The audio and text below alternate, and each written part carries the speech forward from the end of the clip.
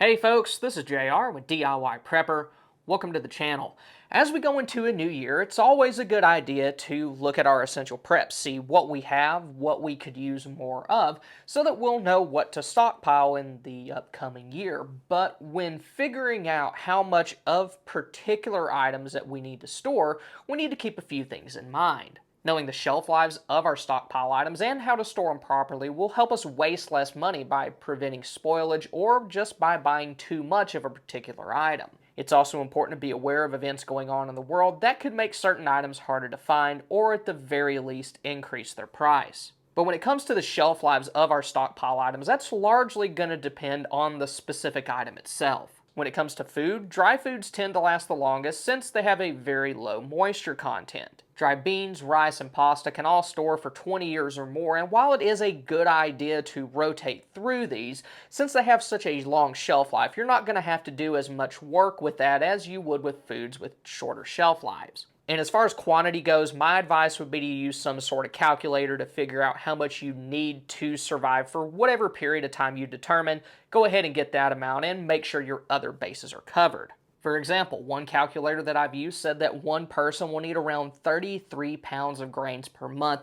That includes things like wheat, rice, oats, among others. And while it would be good to have 1,000 pounds of beans and rice, it wouldn't do you much good if you spent all of your money on that and didn't put anything into bulk water storage, medication, or other essential preps. So I'll be sure to link to at least one of those calculators in the description below. Other foods like instant mashed potatoes, sport drink mixes, and even powdered milk can also last for up to 20 years. Having those will add some variety to your diet, and having the sports drink mixes would be good during warmer months where you need to replace electrolytes that you've lost through sweating. Salt, sugar, and honey can last indefinitely, but once again, be sure to calculate how much you need so you don't have too little of those or too much. Then other dry goods like flour, cornmeal, and corn masa may only last for around 5 years before they start to go bad. The reason for this is that grains like wheat and corn last for a much longer period of time as their actual whole grain form. Once you start to grind them, they degrade much faster. You also have to be very careful when storing cornmeal in particular, since it may have a slightly higher moisture content than other dry goods. This could lead to the growth of botulism, which is one of the most deadly foodborne contaminants. But if you can afford it, it's a good idea to get some sort of manual grain mill. This would allow you to bypass storing flour and cornmeal and instead store wheat berries and dry corn, which can store upwards of 20 years if you select the right varieties. The best way to store dry goods, regardless of what they are, is in Mylar bags with oxygen absorbers, although some things like salt and sugar should just be stored in the bag without an oxygen absorber since those can turn hard. I've done a full video showing how to use Mylar bags, and I'll link to that at the end of this one. Then another good thing to stockpile this upcoming year is canned goods. I like these since they have a fairly long shelf life and they can be combined with your dry goods to create full meals. Storing vegetables, fruits, meat, and soups will give your body a much wider range of nutrients than just relying on dry staples. The printed best buy date on most cans is around 2 years after the date of manufacturer, although most canned goods will last much longer than that. In fact, a lot of canned goods can actually store indefinitely, but most people probably won't want to test that since they will start to degrade, like they'll lose their taste, texture, and the color might change after a certain period of time. And since most of us probably eat canned goods in our diet anyway, it shouldn't be too hard to figure out how much to stockpile. Just figure out how much of particular items you and your family use each month, and then multiply that by however long you want your preps to last. Can rotation systems are good to have if you're storing in bulk, since they'll help you use your oldest cans first, which should prevent any particular can from sitting too long. Now, when storing canned goods, be sure to avoid any can that's been dented or showing visible signs of rust. Those could mean that the can has become compromised and what's inside is unsafe to eat. You also want to avoid cans that are visibly bulging or hiss very loudly when you open them. Those could both be signs that botulism has taken up residence inside of there, which once again is not good at all. Then beyond that, just use your best judgment. If it smells terrible or looks like the primordial ooze, then just avoid it and move on to the next can. And food isn't the only stockpile item that you need to keep an eye on.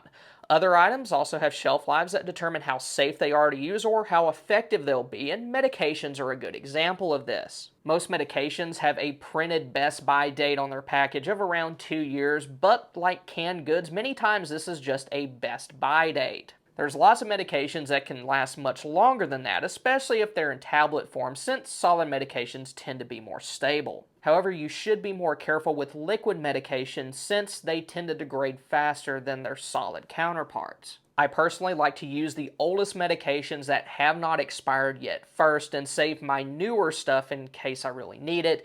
Then if there's anything that has just recently expired, I'll probably hold on to that for a couple of years just in case something lasts longer than what I'm expecting. And if I still have plenty of it after a certain time period, I'll just throw the old stuff away. Then another thing you need to be aware of is the storage life of any fuels that you plan to store. Gasoline, especially if it has ethanol in it, may only store for around 6 to 9 months before it starts to lose effectiveness. And this is one subject that almost always devolves into some sort of slap fight in the comments section, because there's a lot of varying opinions. Like some people say add fuel stabilizer to it, while other people say that those fuel stabilizers do absolutely nothing.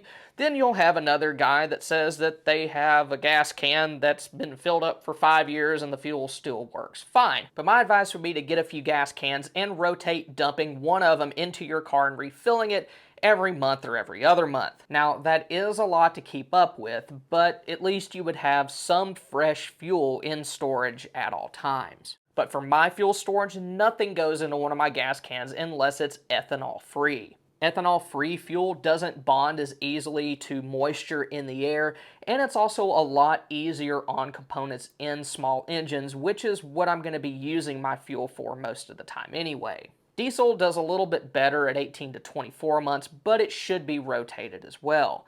However, my favorite fuel to store is propane, and the reason for that is that it lasts pretty much forever. Propane is so stable that the actual fuel doesn't ever really go bad. The only weak link that you have to look out for is the tank itself. So if you can keep your propane tanks in good shape, then the propane inside of it should be good to go whenever you need it. The only other potential downside to using propane is that it shrinks in very cold conditions, which could cause a loss of pressure in the tank, preventing the fuel from reaching whatever you're trying to run. Kerosene's good to have if you have oil lamps or lanterns, and its shelf life is around 5 years, although I have seen it last much longer than this. Paraffin lamp oil, on the other hand, can store indefinitely. And other than the difference in their shelf life, the main difference between kerosene and paraffin lamp oil is that kerosene will burn hotter and brighter, but also will give off more fumes. So usually kerosene is a better option if you're using things like lanterns outdoors, or of course if you're using it in a heater. Many candles also have an indefinite shelf life, and that includes those made of paraffin wax and beeswax, although beeswax candles may bloom and start to look white on the outside. And that isn't really all that big of an issue because you can just wipe that off if you want to, but other candles, like those made of soy, may start to turn rancid after around 1 or 2 years just because of what they're made of. Another important stockpile item that has a finite shelf life is batteries, and how long they last will depend on the specific kinds that you have. Alkaline batteries usually have a shelf life of 5 to 10 years, and that expiration date is generally printed on the package, and once they go bad, they start to corrode. So if you're storing those, it's pretty easy to tell if they've gone bad. Nickel metal hydride rechargeable batteries can last for several years, but they lose their charge fairly quickly while in storage. For some batteries, that could be as much as 1 to 2% per day. So my advice would be to get low self-discharge nickel metal hydride batteries because you'll be able to store those for a much longer period of time. Lithium-ion batteries tend to have a lower self-discharge rate than other types at around 1 to 10% per month, depending on the specific chemistry that was used. These can last for several years, but be careful not to leave them in storage for too long with a charge because that can degrade the battery capacity. And also avoid using fast chargers too often because fast chargers will cause those batteries to become hotter, which will degrade their performance and cause them to wear out faster. That's something that I did with my power tool batteries, and they don't hold a charge nearly like what they used to. Then there's other items that you need to keep an eye on that you might not expect. Duct tape, for example, can start to turn gooey in as little as 1 to 2 years, but that's also going to depend largely on how it was stored.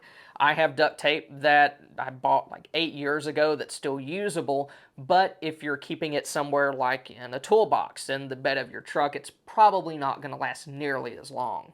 Then that brings me to the next thing we should all keep in mind when stockpiling in 2024, and that's how we store our preps. There's no sense in spending a ton of money on things that we're either just going to let spoil or rust away. And a good place to start with this is understanding what conditions can cause items to degrade.